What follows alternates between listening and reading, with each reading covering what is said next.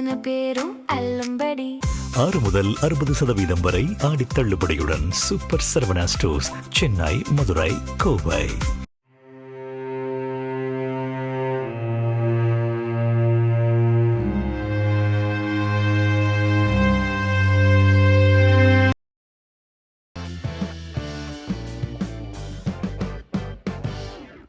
நேயர்களே, இப்போ ஒரு செய்தி பார்க்க போகிறோம்.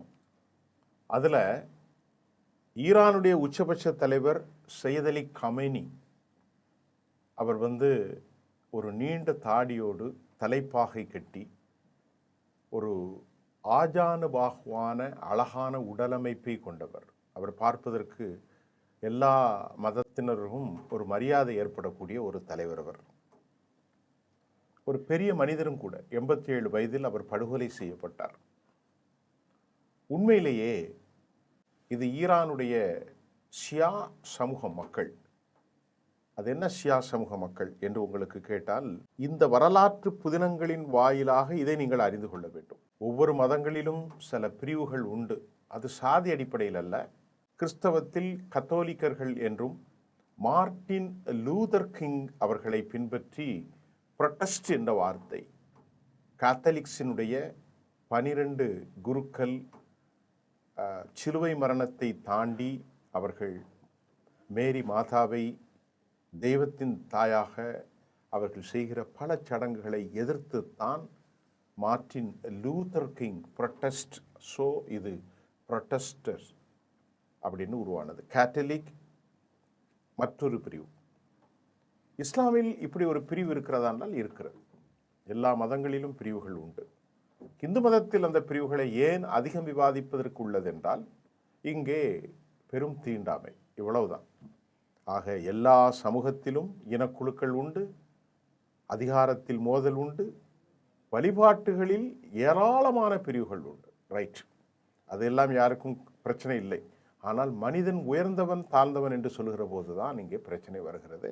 அது ஒரு டாப்பிக்கை நம்ம பார்த்துடலாம். இந்த முஜிதபா கமேனியுடைய அப்பா பெரியவர் மரணித்த பிறகு 100 நாட்களுக்கு பிறகு அவரது உடலை அடக்கம் செய்வதற்கு இவ்வளவு காலம் ஏன்? இது உண்மையிலேயே இஸ்லாமிய நடைமுறைதானா அல்லது ஷியாக்கள் இப்படி செய்வதற்கான காரணம் என்ன?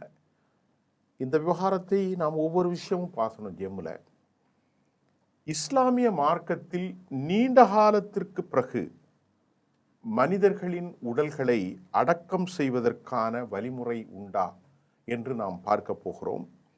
மரியாதையாக உடலை இஸ்லாமிய சமூகம் சொல்லுது.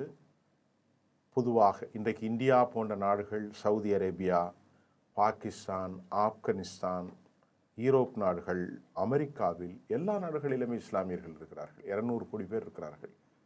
அந்த 200 கோடி பேரில் பெரும்பான்மையானவர்கள் என்ன சொல்கிறார்கள் என்றால், ஷியா பிரிவை சார்ந்தவர்கள் மிக குறைவு தான். சுன்னா பிரிவை சார்ந்த முஸ்லிம்கள் தான். அவர்கள் என்ன சொல்கிறார்கள்? இறந்து போன மனித உடலை கெமிக்கல் போட்டு பதப்படுத்துவதோ, பெரிய விழாக்களை வைத்து பார்வைக்கு வைப்பதோ இஸ்லாமிய அடிப்படையில் அது கூடாது. இன்றைக்கு காலங்களில் எல்லாரும் வைத்திருக்கிறார்கள், அரசியல் தலைவர்கள் வைக்கிறார்கள், அது வேறு விவகாரம். ஆனால் அவர்கள் சொல்கிறார்கள், இந்த மாதிரியாக பார்வையில் வைப்பது, கெமிக்கல் போட்டு பல நாட்கள் உள்ளே வைப்பது, இது சங்கடங்கள்.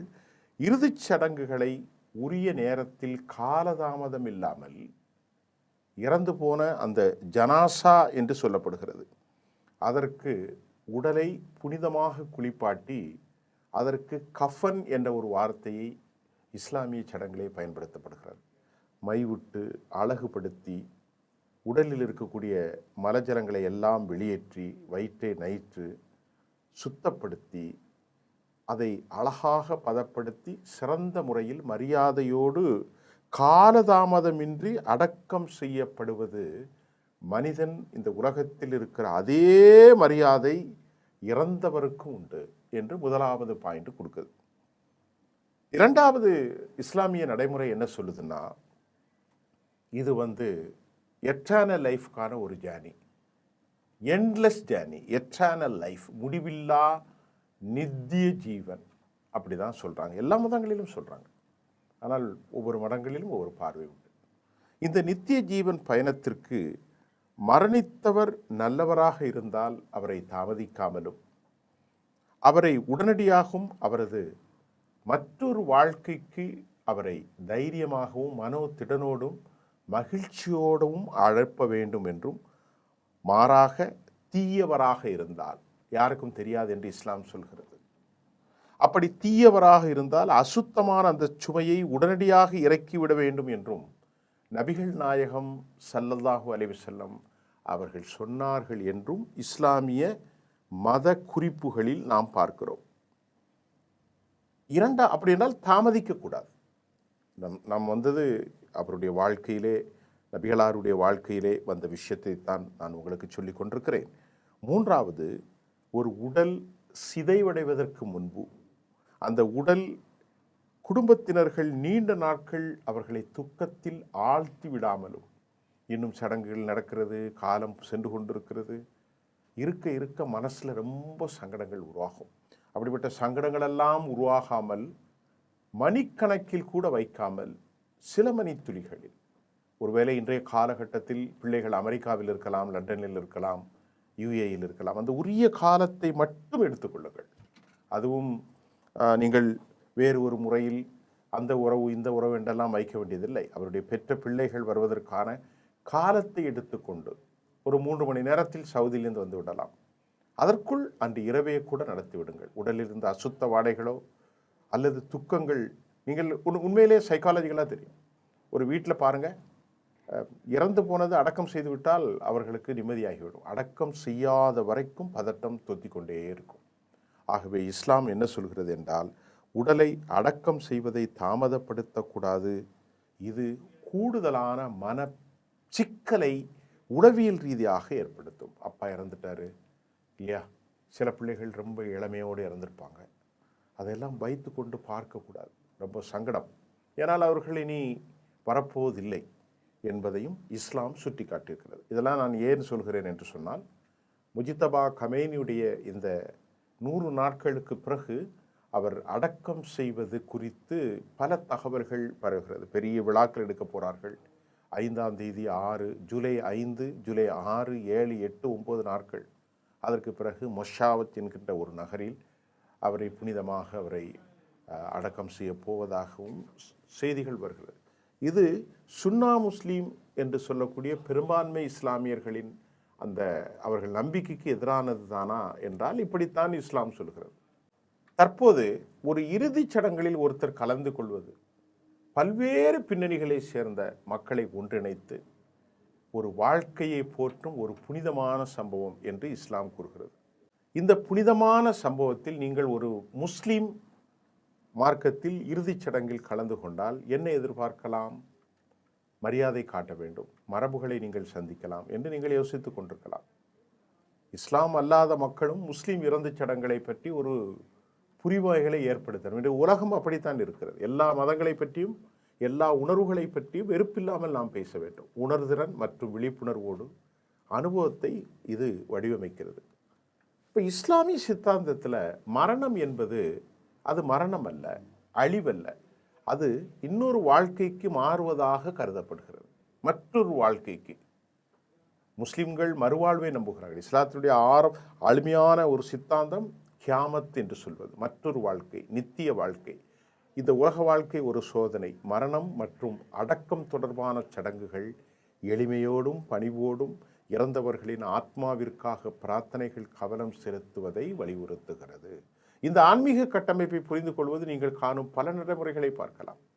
முக்கியமாக இறுதிச் சடங்கு நடைமுறைகள், முஸ்லீம்களுடைய இறுதிச் சடங்குகள் அது எப்படி நடக்க வேண்டும் என்றால் எளிமை, கண்ணியம், ஒரு குறிப்பிட்ட மத வழிகாட்டுதல்களை பின்பற்றுதல் ஆகியவற்றால் குறிக்கப்படுகிறது. பெரும்பாலும் மசூதிகளில் நடைபெறும் ஒரு முஸ்லீம் இறுதிச் சடங்கிற்கு நீங்கள் வரும்போது ஒரு புனிதமான மற்றும் மரியாதைக்குரிய சூழலை எதிர்பார்க்கலாம். நீங்கள் ஒரு மசூதிக்கு செல்வது இதுவே முதல் முறையாக இருந்தாலும் கூட இந்த கட்டுரையை பாருங்கள், இந்த நான் பேசுவதை பாருங்கள். தொழுகை பகுதிக்குள் நுழைவதற்கு முன்பு உங்களுடைய காலணிகளை எல்லாம் கழுவிக்கொள்ள வேண்டும். சிறுநீர் கழித்திருந்தால் எப்போதும் சிறுநீரை தூய்மைப்படுத்த வேண்டும். இது மசூதிகள் தூய்மையாகி பராமரிப்பதற்கு ஒரு பொதுவான நடைமுறை. சமூகத்தின் மரபுகளை பொறுத்து ஆண்களுக்கும் பெண்களுக்கும் தனித்தனியாக சில மசூதிகளில் இருக்கிறது இன்றைக்கும். ஆனால் பல மசூதிகளில் பெண்கள் அனுமதிக்கப்படுவதில்லை என்பது இஸ்லாமியத்தில் பெண்களுக்கு இழைக்கப்படுகிற ஒரு அநீதி தான். அதில் மாற்று கருத்து இல்லை. அதே போல் இறந்தவர் பற்றிய நல்ல விஷயங்களை பேச வேண்டும், இறந்தவர்களை பற்றி பேச வேண்டும். அங்கு வியாபாரத்தை பற்றியோ பகைகளை பற்றியோ எந்த நடைமுறையும் பேசக்கூடாது. இறுதிச் சடங்கு மையப்பகுதியில் சலாத்தல் ஜனாசா என்று அழைக்கப்படக்கூடிய ஒரு கூட்டு பிரார்த்தனை நடக்கும். பாடியை வச்ச உடனே ஒரு கூட்டு பிரார்த்தனை. அது தொழுகை நேரங்களில் வந்தால் தொழுகைக்கு பிறகு எல்லோரும் ஒன்றிணைந்து எழுந்து நின்று அவருக்கு பாவ மன்னிப்பு தேடி அவரை ஜெபம் செய்து இந்த பிரார்த்தனையோடு மசூதிக்குள் அதற்கு வெளியே அவர் அடக்கம் செய்யப்படுவார். இது வழக்கமான பிரச்சனைகள் தான். இப்போ இந்த மாதிரி காலதாமதங்கள் எடுத்து 3 மாதம் கழித்தெல்லாம் இஸ்லாமிய நடைமுறையில் இல்லை. ஆகவே ரொம்ப சுருக்கமாக சொல்லப்போனால் ஒரு ஜனாசாவை இறந்த உடலை கொண்டு வருவது, வந்தவுடன் அந்த உடலுக்கு சுத்தப்படுத்துவது, பதப்படுத்துவதல்ல, சுத்தப்படுத்தி அதற்கான கைகளை எல்லாம் அழகாக கட்டி சொந்தக்காரர்கள் வருவார்கள். சொந்த பிள்ளை வருவதற்கான காலதாமத்தை எடுத்துக்கொள்ளலாம், வெளிநாட்டில் இருந்தாலும் அது தவறில்லை. அது வந்தவுடன் 1 நிமிடம் கூட தாமதிக்கக்கூடாது. பக்கத்தில் இருந்தால் உடனடியாக அவர்களை குளிப்பாட்டி ஏழைகளுக்கு தான தர்மம் செய்து வேண்டும். அதில் ஒரு கூட்டு பிரார்த்தனை ஒன்று இருக்கிறது, ஜனாசா தொழுகை. அது நான் ஏற்கனவே சொன்னது தான். அதில் எல்லோரும் சேர்ந்து அவருடைய மறு வாழ்வுக்காக பிரார்த்திக்கணும், அவ்வளோதான். இதில் ஆட்டம் இல்லை, கொண்டாட்டம் இல்லை, பாட்டம் இல்லை, எதுவுமே இல்லை. ஆனால் இன்றைய காலகட்டத்தில் கமர்ஷியலாக பலர் உணவுகளை கூட படைத்து அவர் இறந்த 2ஆம் நாள், 3ஆம் நாள், 4ஆம் நாள் என்றெல்லாம் விழா கொண்டாடுகிறார்கள். இது உலக இஸ்லாமிய தத்துவத்தில் இப்படி ஒரு நடைமுறை இல்லை. இஸ்லாமிய சில வணிக போக்கில் இது நடைமுறைக்கு வந்திருக்கிறது. ஆனால் அப்படி ஒரு கலாச்சாரம் இல்லை. இங்கே நாம் பார்க்கின்றது சுருக்கமாக, அடுத்து சில விஷயங்களை பேசுவோம். சுருக்கமாக நீண்ட காலங்கள் உடலை வைப்பது, பதப்படுத்துவது, விழாக்கள் கொண்டாடுவது, பெருந்திரளான மக்களை அழைத்து, இதையெல்லாம் இல்லை. இது ஷியாக்கள் பிரிவிலே இருக்கிறார்கள். ஷியா என்பது முஸ்லிம்கள் தான். அவர்களும் இந்த அல்லாவை ஏற்றுக்கொள்கிறார்கள், நபிகள் நாயகத்தை ஏற்றுக்கொள்கிறார்கள். ஆனால் அவர்கள் நபிகள் நாயகத்துடைய பேரர் ஹசன் ஹுசைனுக்கு முக்கியத்துவம் கொடுக்கிறார்கள். இந்த மாதிரியான சில முக்கியத்துவங்கள் சுன்னா முஸ்லீம்களுடைய பார்வையில் பலவிதமான நிலைகளை ஏற்படுத்தி இருக்கிறது. அவர்கள் வணக்கம் கூட 3-4 தொழுகையை ஒரே நேரத்தில் தொழுவார்கள். இங்கே இந்தியாவிலே, பாகிஸ்தான், சவுதி அரேபியாவில் ஒரே நேரத்தில் கால நேரம் தாமதிக்காமல் அவர்கள் தொழுகையை நடத்தி முடித்து விடுவார்கள். ஆகவே இன்றைக்கு ஈரானில் நடப்பது வழக்கமான உலக முஸ்லீம்களுடைய பார்வை அல்ல. இந்திய முஸ்லீம்கள், உலக முஸ்லீம்கள் காலதாமதம் இல்லாமல் மரணத்தை அறிவிக்க வேண்டும், மரணத்தை அடக்கம் செய்ய வேண்டும். ஏனென்றால் அவருடைய அடுத்த டெஸ்டினேஷன், இலக்கை நோக்கி அவர் பயணிக்கிறார். அதற்கு மறுமை வாழ்வு என்று சொல்வார்கள். கியாமத், மற்றொரு வாழ்க்கை. அதற்கு பிறகு அவர்கள் செல்கிற கபர் என்று சொல்லக்கூடிய மறைமுக வாழ்க்கை. இங்கே தான் அவர்களுக்கான கேள்விகள் உண்டு. அதற்கு பிறகு அவருடைய உடல் அழிந்தாலும் அவருடைய ஆன்மா அழிவதில்லை. மீண்டும் இறுதி நாட்களில் அவர் கேள்விக்குட்படுது. கிங்டம் ஆஃப் காட் என்று சொல்வார்கள். இறைவனுடைய அங்கே ஒரு சால்வேஷன் தியரி ஒன்று இருக்கிறது. ஒரே இறைவனை வணங்க வேண்டும். இப்படியெல்லாம் நிறைய கோட்பாடுகள் உண்டு. ஆகவே இறந்து போனவர்களை இவ்வளவு காலதாமதம் படுத்துவது இஸ்லாமிய நடைமுறையில் இல்லை. ஆனால் இன்றைக்கு அரசியல் ரீதியாக ஷியா பிரிவினுடைய தலைமையில் முஜிதபா கமேனுடைய உடல் 2 மாதத்திற்கு பிறகு தற்போது பெரும் விழாவாக 20 லட்சம் மக்கள் கூடும் விழாவாக பதப்படுத்தப்பட்ட நிலையில் இது நடத்துவது, இது ஷியாம் இஸ்லாமியர்களின் பார்வைதானே அல்லாமல் உலகில் வேறு ஒட்டுமொத்தமாக 200 கோடிக்கு மேற்பட்ட மக்கள் அதிகம் வாழும் சுன்னா என்ற பிரிவை சார்ந்தவர்கள், சவுதி அரேபியாவோ, இந்தியா, பாகிஸ்தான், ஆப்கானிஸ்தான், அதே மாதிரி குவைத் மற்றும் மற்ற நாடுகளில் துருக்கி, ஈஜிப்டு, சிரியா, ஈராக், எங்கும் இந்த மாதிரியான நடைமுறைகள் இல்லை. ஷியா பிரிவினர்கள் இருக்கும் இந்த பகுதியில் மட்டும்தான் இது நடக்கும். லெபனானில் நடக்கலாம். அவர்கள் பல மாற்று கருத்து, சின்னா பிரிவிலிருந்து அவர்கள் மாறுகிறார்கள் என்பதுதான் உண்மை. முஜிதபா கமேனி உடைய தந்தை சையத் அலி காமெனியுடைய மரணத்தின் மூலம் நாம் இதை தெரிந்து கொள்ளக்கூடியதாக இருக்கிறது. காமெனி அவர்கள் மிகப்பெரிய தலைவர், உலகத் தலைவர்களெல்லாம் கூடுகிறார்கள். இப்போது நீங்கள் புரிந்து கொண்டால் முடியும். இறந்தவர்கள் உடலை பதப்படுத்துவது, நீண்ட காலம் வைப்பது சாத்தியமில்லை. அவர்கள் உறவுகள் வருவதற்காக தாமதிக்கக்கூடாது. அவர்கள் பெற்ற பிள்ளைகள் வரக்கூடிய காரணத்தில் மட்டும் எளிமையான முறையில் அந்த பாடியை கண்ணியத்தோடு மரியாதையோடு நல்லடக்கம் செய்ய வேண்டும். கூட்டு பிரார்த்தனைகளோடு முடிந்து கொள்ள வேண்டும். அவருக்கு பின்பு அவருடைய பெயரில் ஏதாவது ஒரு ட்ரஸ்ட்டை வைக்கலாம். ஏழைகளுக்கு உதவலாம், கல்விகள், அறச்சாலைகள் நடத்தலாம். இதனுடைய நன்மைகளை என் தந்தைக்கு கொடுத்து விடு என்று இறந்தவருடைய பிள்ளை செல்லலாம்.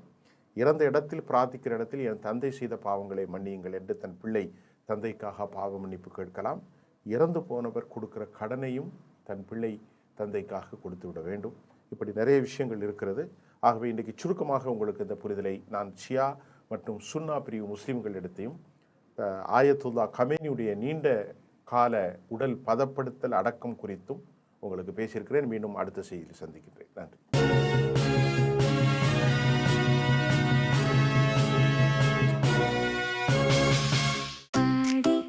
தள்ளுபடி அத்தனை பேரும் அல்லும்படி 6 முதல் 60% வரை ஆடி தள்ளுபடியுடன் சூப்பர் சரவணா ஸ்டோர்ஸ், சென்னை, மதுரை, கோவை.